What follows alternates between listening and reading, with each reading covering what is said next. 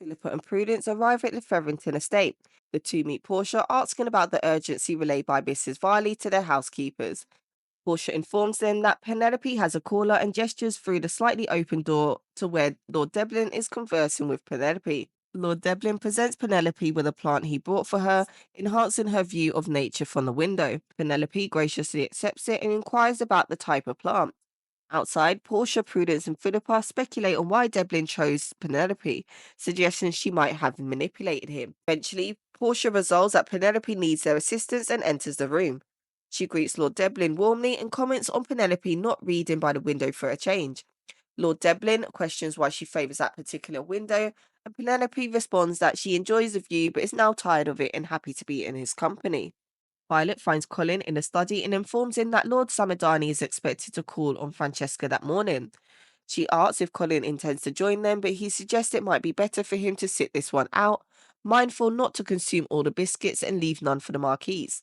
Violet presses him about their previous discussion on friendship evolving into love, but Colin insists it was more speculation and expresses his desire for Francesca's happiness. He agrees to join them later.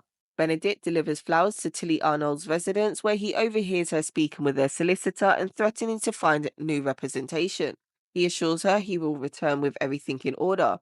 She turns to Benedict and questions if he's there to overcharge her, but he assures her otherwise, stating his intention was to call on her. She declines his visit. Marcus shares a story with Lady Danbury, who doesn't laugh, observing her staff's reaction.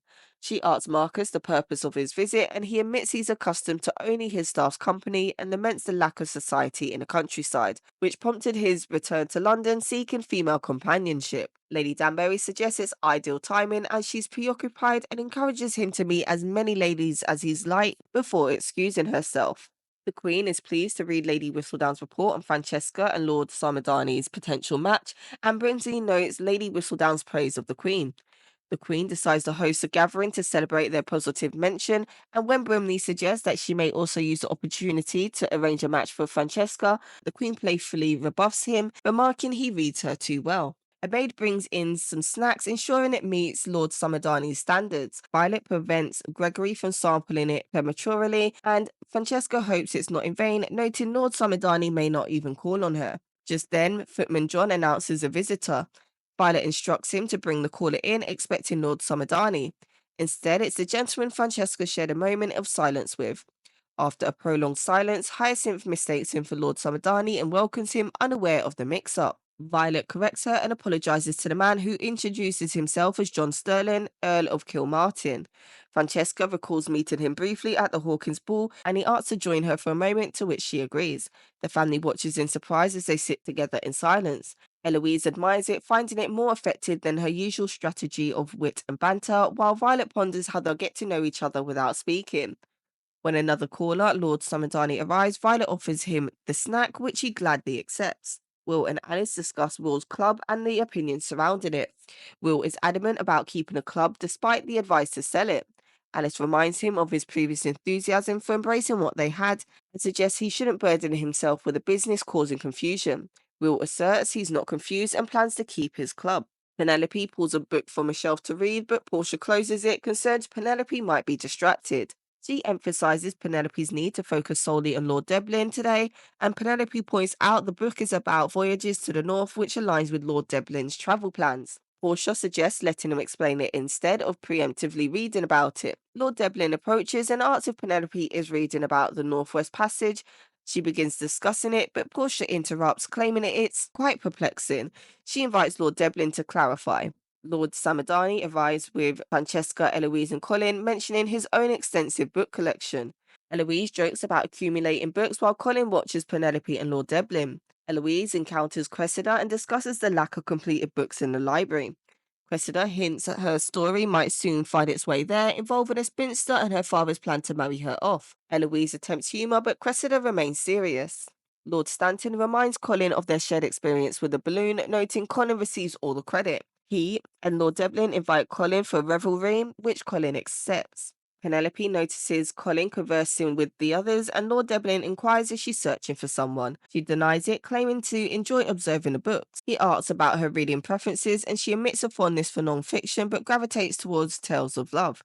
He questions her interest in love stories and she explains their themes of connection and hope. Lord Deblin appreciates her passion as much as his own research and asks if any books describes a traveller whose wife remains content managing their estate while he journeys. Penelope suggests such a scenario could be both practical and fulfilling, and when asked how a gentleman might propose without a male relative, she insists he seeks her mother's approval. Lord Deblin wonders if she would accept, and Penelope suggests he should read the book. Colin visits a brothel where Mary and another woman attends to him. Mary inquires about his demeanour and he admits his thoughts are elsewhere. She offers him the option to watch, which he accepts, sitting down as they move to the bed. Violet discusses Lord Samudani with Francesca, anticipating his request for a dance or two. Francesca spots John and inquires about his family from Violet, who acknowledges their reclusive nature. She asks if Francesca is interested in him, but Francesca evades a question, greeting John instead. She mentions his abrupt departure earlier and her wish to see him at Lord Fuller's collection opening, but he explains his rare attendance at society events unless necessary. Francesca questions if his courtesy visit is to avoid being rude, and John counters that she initiated their conversation. As an awkward silence ensues, John notices a nearby violinist and asks if she enjoys the music. Francesca critiques the performance, offering suggestions for improvement. John excuses himself, leaving Francesca to confide in Violet with her lack of interest in him.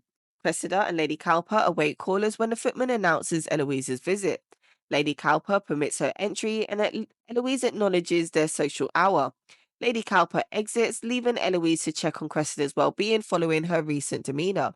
Eloise attributes her father's concern to Cressida's unconventional behaviour, but Cressida dismisses his objections, declaring him foolish. Eloise praises Cressida's uniqueness and asks how she maintains such courage. Eloise insists it's not bravery, but her inability to comprehend others' perspectives, prompting Cressida to inquire about Eloise's own outlook. Alice asks Will if he plans to join her for dinner, but he declines due to club-related matters. Expressing concern over dwindling memberships, Alice encourages him to persevere, expressing confidence in his abilities. She kisses him goodnight and departs. Lord Stanton recounts a tale of meeting a Greek girl in the Balkans where they formed a 6-month bond. Lord Walden shares a similar story from the French Quarter, and Lord Fife asks Colin for his own travel stories. Penelope anxiously paces outside and eventually enters, greeted by Portia, who reveals Lord Deblin's intention to propose. Penelope seeks Portia's permission, but she assures her it's already granted. Portia lauds Lord Deblin's substantial estate and frequent travels, which would grant Penelope significant influence. Penelope hesitates, reminding Portia she hasn't accepted, but Portia urges her not to pursue love. She insists love is a myth, a product of fiction, and security is more practical. Penelope gazes at her reflection in the mirror as Ray enters, inquiring if she's ready. Mrs. Wilson delivers Violet her gloves, noticing Colin's lack of readiness to depart. Colin admits he wishes to remain home that evening, and Violet expresses concern over his appearance and inquires if he was the late night wanderer she heard. Colin assures her he's fine, highlighting his sensitivity and selflessness, qualities she admires but warns against excessive self-sacrifice. Violet regrets his absence from the ball, particularly since Penelope may receive a proposal. Per Portia's rumour, Colin bids her farewell and she departs. Two dancers perform a captivating routine before the audience, including the Queen, who hopes their love-themed performance will inspire romantics. Lord Samudani gazes at Francesca, who returns a glance to John. The dance concludes to applause, with Lord Deblin approaching Penelope, and Portia speculates on his intent to request a dance. Indeed, he does. Violet observes Francesca dancing with Lord Samudani, and Marcus approaches her with food declined by Violet, who inquires about his enjoyment of Mayfair. Marcus affirms his pleasure, noting a contrast with rural life. Violet remarks on society's penchant for meddling, singling out Marcus's sister as adept at shaping it. Marcus is surprised by this revelation about his sister and acknowledges their new reacquaintanceship. Lady Danbury praises the Queen's radiant appearance, suggesting their mutual regard might forge an alliance. The Queen agrees, citing their cooperation. Alice thanks Lady Danbury for accompanying her to the ball, revealing Will's reluctance to embrace their new life, especially his former club, a fact Lady Danbury warns might displease the Queen. She advises Alice to demonstrate the worth of their current life, cautioning against revisiting past lifestyles. Lord and Lady Fuller query Benedict's enjoyment of the ballet, to which he responds affirmatively, joking about a miss Colin as a dancer. Lord Fuller notices Benedict's gaze at Tilly and invites her over.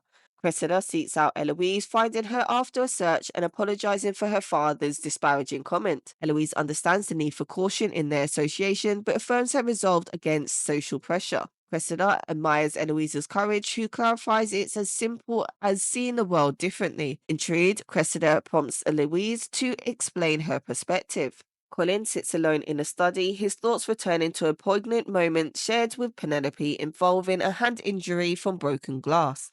Marcus intercepts Lady Danbury's departure, questioning her plans. She asserts her completion of evening tasks and the desires for solitude. Marcus, aware of her reputation for social influence, seeks her help in finding a suitable lady. Lady Danbury declines involvement, skeptical of his intentions despite his profound purity of heart. Francesca concludes her dance with Lord Summerdarney and is approached by John. She declines conversation, citing fatigue, prompting his apology for an earlier abrupt departure. He presents her with a rolled paper, expressing faith in gestures over words. Francesca rejects lemonade from Lord Summerdarney and informs Violet of her wish to depart early. Violet insists on finding Colin and their sister first, and Francesca bids farewell to both men. The Queen expresses dismay at Francesca's departure and her refusal of lemonade. Harry muses on Philippa's pregnancy before Prudence, noting its impact on their lives and appearance. Colin arrives at the ball encountering Lord Fife, Stanton, and Walden, who invite him to White's. Colin dismisses them and enters the venue, and Penelope dances with Lord Deblin, discussing practical matchmaking and his devotion to work. Eloise discusses societal norms with Cressida, interrupted by Colin approaching Penelope and Lord Deblin. Colin interrupts Penelope and Lord Deblin's dance, requesting a moment alone with Penelope. Lord Deblin graciously departs. Penelope assures Colin their friendship remains intact despite his interference. Colin disagrees, believing her planned marriage to Lord Deblin a mistake due to his own undisclosed feelings. Cressida notes tension between Colin and Penelope, while Lord Deblin learns of their long-standing acquaintance.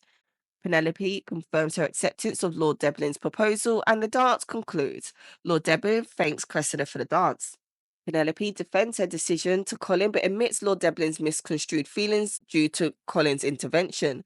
Penelope approaches Lord Deblin and apologizes for the interruption, expressing her desire to continue their conversation despite the ball nearing its end. Curious, he questioned why she often sat in her drawing room window. Reflecting, he realized she'd been watching Colin all week, which prompted her to defend her actions by claiming it was merely for the view.